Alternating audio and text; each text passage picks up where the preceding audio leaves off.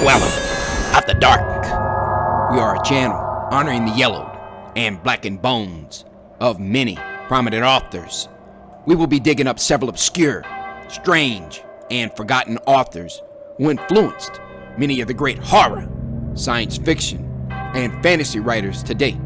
More tales of the horrifying, obscure, strange, and forgotten are climbing out of the tombs.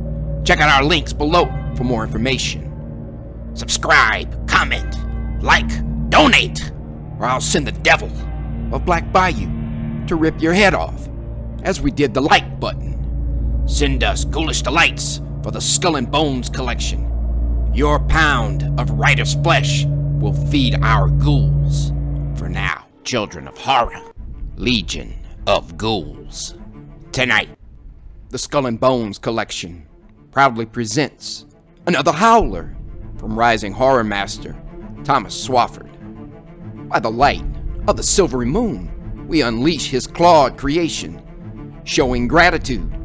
It's always good to demonstrate appreciation. First written on August 30th, 2021, this lurid story is no fairy tale. Check out Thomas's other horrific creations in his epic Writing on a Deadline. Enjoy. Showing gratitude. It's always good to demonstrate appreciation, by Thomas Swafford. The moon cast long shadows across the silhouette of a young woman, Emma, who stood by a large window. She was looking out the reflective panes of glass into the vast expanse of silvery night. Her rounded curves and the smooth lines of her physique were cloaked in the darkness as she stared on. The woman of less than 20 had her back turned to a man lying on a disheveled bed. The man's name was Josef, and he lay there in awe, studying each line of her caricature of her beautiful physique. On he watched in pleasurable ecstasy at her shapely outline glimmering by the light of the silvery moon. How long had it been since he had been with a woman of such radiant beauty in the moonlight? What was it about this particular vixen, this unearthly beauty, and her devilish mystery of mysteries? They'd begun their courtship not more than a month ago. Over a month ago, as the red and ochre leaves fell from the swaying hardwood trees, and the scent of emerald pine burned his nostrils, Josef had heard a woman's terrified scream. Then he'd felt chills go down his spine as he heard the howl of a wolf. Running and stumbling through the wooded forest, he found the source of the screams and howls in a remote, crumbling cabin. Kicking the door open with the jarring kick of his right leg, he entered the cabin where both woman and wolf had cried out. Upon finding a horrific scene of carnage, shredded flesh and sinew of an elderly grandmother, Josef reacted in kind. Acting in a vengeful, raging moment, Josef swung his powerful axe into the skull of a gray wolf. Crimson blood from the beast splattered across the face of Josef and the fair maiden he had rescued. He had killed the powerful, vicious wolf that had tried to tear this poor girl to pieces. Thus, the heroic lumberjack had saved Emma's life. Now, over a month later, this beauty of moonlit mysteries had rewarded him with her priceless treasure. Opening her heart and so much more to the lumberjack had brought the rugged, fearless man to the verge of blissful tears. Josef, enraptured, thought, "This is the only way she knows to thank me. And man, has she done a great job of showing her appreciation." Josef shuddered in disgust, recalling the last woman he had been with. It wasn't so long ago he had been with a decrepit widow of his own age, 40. That particular woman held the features of a croaking bullfrog. Lily, the frog-like woman's name, though resourceful in their consummated act, had lacked the feminine qualities desired. That particular waddling conquest had been nauseatingly regretful to Joseph the morning after their sheet-entwined tryst. To his shame and relief, Joseph had run as a screaming banshee from her domicile, never, ever to return. And he vowed also never to be seen with the waddling woman in the light of day, unless he was drunk. Then it was forgivably fine. Genteel and graceful Emma, however, had not yet reached her 20s. She carried the fiery passion, the ethereal hope, and the burning desire of youth, grace, and beauty. Enthralled he was in her beauty, overwhelmingly gratified by their lovemaking, a blissful pleasure beyond the comprehension of mere words. After his conquest of her tonight, Joseph studied the rest of Emma's crumbling cabin. She had told him, after her grandmother's funeral, that her elderly grandmother's home was now hers. Grandma had left it to her over all the other children and grandchildren she had. Emma had said to him as they lay wrapped in each other's arms earlier tonight, "Emma taught me to make cinnamon apple pies in that very stove in the corner. The minced mint lamb we had for dinner, Joseph, was Grandma's own recipe." The lumberjack noted, curiously, other items in the house. He studied the fine embroidery of Emma's long, hooded, red cloak. This cloak, with its crimson embroidery and red velvet lining, was what Emma had been known for throughout the forested woodlands. It seemed to hover as a wraith on its hook while hanging by the door. She had been wearing that very same crimson cloak when Joseph had landed his axe into the vicious gray wolf's skull, killing it and saving her. Joseph scratched the nest of hairs on his chest as he continued to watch Emma. She continued to peer out, looking for something. Her focus into the void was so intense. It was as if the young girl was trying to discern some mystery, solve an unending puzzle out there in the darkness of night.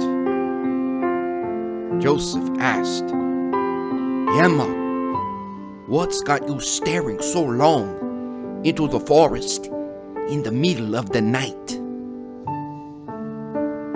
"The splendor of the moon shine on the trees, the scurrying rabbits hopping to and from in the gardens, the beating of your powerful heart as you study me. Don't deny you haven't been watching me, Joseph." Joseph, startled by her remark, heard Emma giggle as she continued, "I'm not clairvoyant or a mystic, Joseph. It's a matter of me seeing your reflection in the window glass from over here." Her laugh was rekindling the passionate blaze in Joseph's loins. He wanted her again. Joseph desperately desired the taste of her lips and to passionately bite into her flesh. Now, more than ever, he demanded that she return to the warmth of their bed.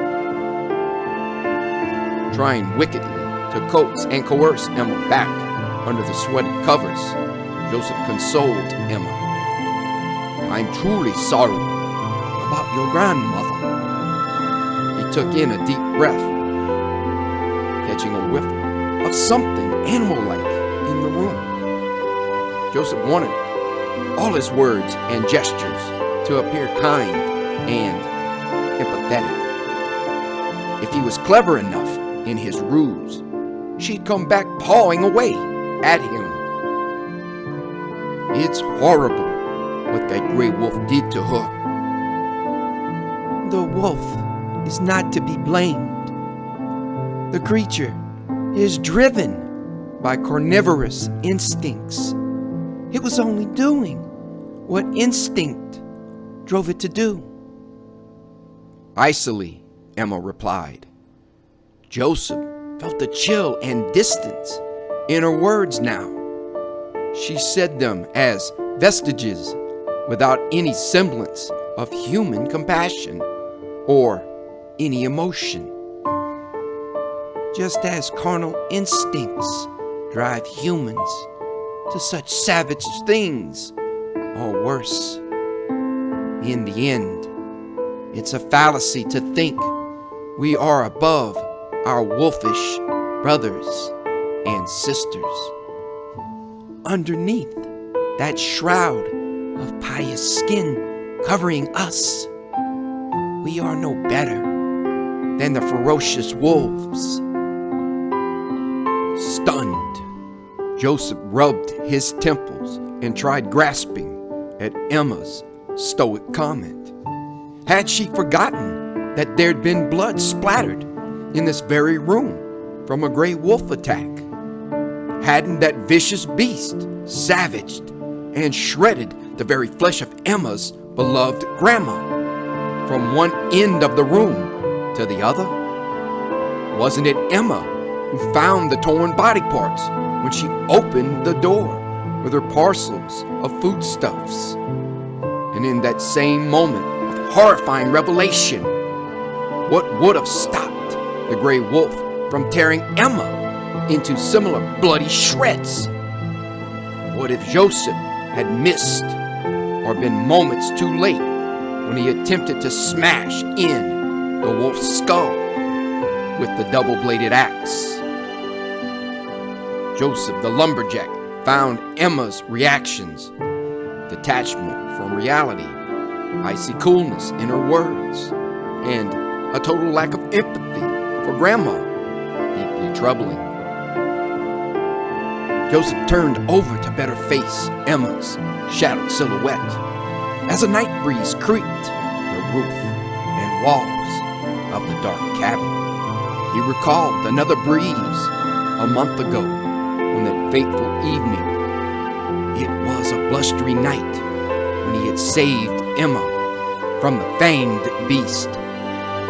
As the frigid northern winds blew across the forest and Josef wandered back into the lumber camp covered in wood chips, he heard birdsong and hoots from an owl. He used a worn, blood-stained handkerchief to wipe off the grime from a hard day's work chopping down pristine red oaks, ghostly poplar, and emerald pine. Tripping over chopped branches and stumbling through pools of mud in the lumber camp, Josef wandered his way, maze-like, to the bustling village. There, he'd knock back pint after pint of foamy ales in the slaughtered sheep inn. A blood-curdling scream broke him from his dreams of merriment and debauchery. A woman screamed and a wolf had chillingly howled. Running with all the flames of hell itself, he broke through the oaken door. Aghast at all the blood and entrails, he found a wolf with its paw on top of Emma. The savage creature bent its head low. Then the wolf picked up its jaws and tossed a torn head at him. Josef screamed in outrage. He launched his ever-sharp, ever-faithful tool of prosperity and protection, his silver axe. During his epic battle to slay the wolf, Josef looked in disbelief on the sanguineous ground at the blood and paw-covered woman, Emma. Emma the Red, the town had called her for her pretty red cloak. Now, Emma the Red was truly stained from head to toe in, well, blood red. It was evident to Josef immediately in her attempt to escape the wolf. Clawed, dirt handprints, pawed scratches, and multiple bloody bite wounds, that the ravenous wolf had sunk its fangs deep and gnashed its teeth through her right buttock. Licking its fangs, totally immersed and fixated to kill Emma, the gray wolf had neglected to notice the woodcutter. Josef moved with the agility of a panther to kill the wolf. With salty sweat pouring from his arms onto his calloused, giant hands, he raised the double-bladed silver axe. Barreling forward up behind the slathering beast, Josef buried his blade with an unbridled ferocity into the furred creature's brain. The wolf screamed a guttural cry of confused fear, then perished at the foot of Emma's feet. "I hope your wound is doing well and isn't hurting." He had placed his calloused hand over it while they were in bed. Despite having had a month to heal, the jagged scars encrusting oozing scabs were still very apparent to his touch. "It's fine," she assured him, as if she had suffered no more than a skinned knee. Once again, he found it odd that she wasn't more traumatized by the event. There was that same icy, detached chill in her voice. He could still smell the smoke from the oil lamps and candles from earlier. All were extinguished inside the cabin now. That rank smell of animal had returned, though. The smell had to be the remnants of the slain wolf. They both had spent days washing and cleaning Emma's cabin after the battle. Shadows were everywhere in the cabin now. Long, encroaching wraiths of darkness haunted the creaking home. Eerily, the shadows seemed to grow and transform in the illumination from the rising full moon and stars. The drifting celestial light seemed to affect Emma's silhouette as well. Her shadowed form appeared to alter and grow too against the window. An hour went by between the couple, and neither said a word to each other. Josef had given up his advances to lure Emma back into bed. She had continued staring out into the moonlit forest in the recessed shadows of the window. Emma whispered, breaking the deathly quiet of the cabin. "You do realize that was no ordinary wolf, don't you?" Josef sat up, puzzled by her statement. He rubbed both his eyes and strained to see her in the cabin's darkness. "What do you mean?" Emma slowly turned her head back toward him with a sheepish grin. "Think about it. When I got there, the wolf was already in my grandmother's house. The savage beast didn't break inside. The windows and doors were intact. She certainly didn't let a wolf inside." Up to that point, Josef had never really thought about how the attack had occurred. Perplexed by a wild wolf managing to get inside such a well-built structure, he agreed. Yes, it was odd. Strange forces work in these ancient forests. Things that lie out of the realm of our understanding. Mysticism, black magic, the supernatural. I am convinced that the wolf that killed Grandma was a werewolf. Sweat poured from Emma's brow as she pleaded her belief to Josef. He noticed in the same instance she was hysterically panting from such thoughts. He'd have to get her mind off the trauma she had endured. Then, as quickly as her outburst had erupted, it ceased. Josef thought it quite peculiar. Stranger was her gestures. She methodically watched Josef, but slowly, carefully turned her face back to the window and the full moon. Josef almost chuckled at the absurdity of it all. Emma, my dear, those are just silly legends they tell children to scare them. It's a clever ruse by parents and elders to keep them out of the woods. She shook her head in protest. They are real. That's how he got inside. Emma took a deep breath and sighed, exasperated. My grandmother didn't let a wolf inside her home. A man knocked on her door and she let him in, or what seemed to be a man. I'll entertain the idea for just a moment to humor you. Scratching the stubble of his brown beard, he continued. A wolf may have gotten in, but not as you think. There's no supernatural here. The man may have been an evil man with a trained killer wolf. He knocked. Grandmother opened the door, and the evil crook sent the wolf in to kill her. Emma countered the argument. How do you explain the absence of the man or any signs of anyone in here but the wolf, Josef? That's the part that baffles me. There was nothing stolen. There were only human footprints going into the cabin. Only yours and mine when the Baron looked everything over. It is puzzling, I say. Josef rubbed his temples and drew up the sheet over his chest. He was starting to feel the chill of the forested night. It's not so puzzling if you are willing to accept the supernatural. It's kind of obvious to me. Josef saw that Emma had crossed her arms thinking. He noticed one of her fingers was tapping her right shoulder as she pondered.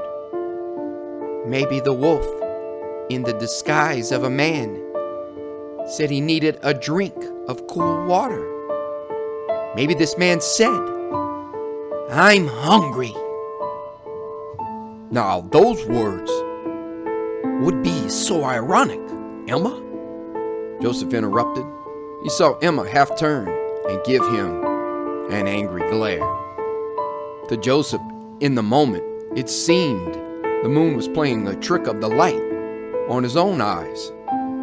Emma's right eye seemed to have changed from a sparkling green to a burnished copper tint. Emma continued. Yes, of course, he'd have been hungry. He was a ravenous werewolf, for God's sakes. Undaunted in her anger, she continued. He came through the door a man and then changed. Remember that night was a full moon. Josef recalled the events again from that night over a month ago. Emma was indeed right about one point. There had been a brilliant moon blazing down on the forest. That same brilliant moon had illuminated the cabin when Josef burst through to kill the wolf. With the moonlight, he had seen her and the wolf. Josef got a chill that began to run up and down his spine. It had been caused by the sudden, distant howls of several wolves in the forest. He looked at Emma's silhouette in the darkness and encroaching shadows of the cabin. then got a feeling of unnerving dread and impending doom, as she too howled out to them. The howl made his own blood turn to ice. Emma just howled, and it sounded just like a real wolf.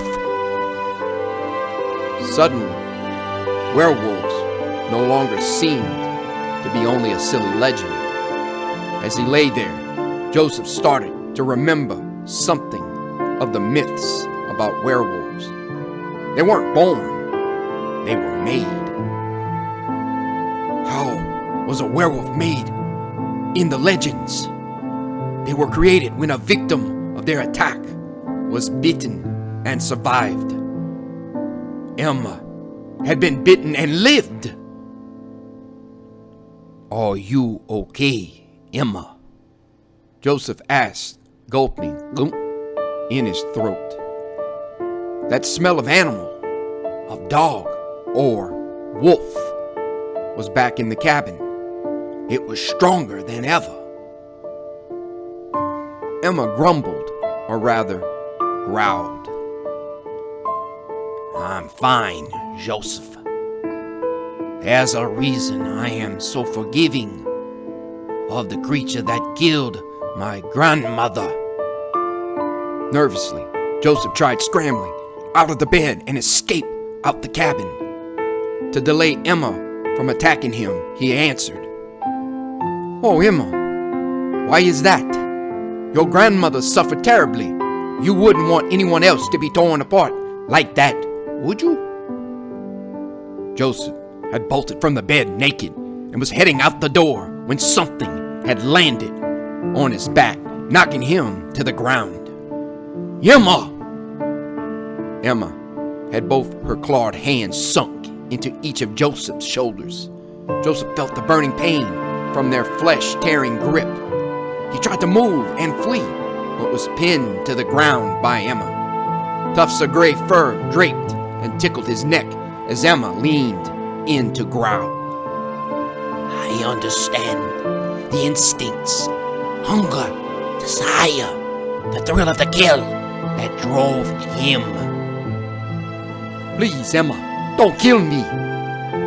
Sheets of saliva fell off the sides of Josef's face as he fought to wrench free from Emma's wolfish grip. Unfazed and unremorseful, the fanged werewolf explained, "I hope you enjoyed tonight. I felt I owed it to you. I wanted to give you all I had before I take all you have to nourish me." Writhing, fighting with all he had left, Josef gasped out his question under the weight of the werewolf. "What do you mean?" Blood and saliva continued to drip down onto his face, blinding his eyes. Josef could taste the salt of both in his mouth. Still fighting for his life, Josef made one final, futile heave to wrestle free from Emma's paws. No voice came as a reply, but he continued to hear the guttural growls and then felt canine teeth rip through his flesh. To his final horror, he heard the crack and crunch of his cartilage being chewed and eaten. The world through Josef's eyes was becoming an encroaching shadow of permanent darkness. As he faded out of existence, a victim of Emma the Red, Josef stared in lifeless awe before his life flickered out. Through the window, as he lay half-eaten and dying, Josef witnessed the ghostly glow of a full moon. And he heard the final howl of Emma the Red. Finishing her howl, Emma turned back to Josef, the meal. Lifeless, Josef's soul caught its last image before ascending to parts unknown. where the heroic lumberjack had expected to see the silhouette of a young woman's face, he saw only the distinct outline of a canine snout.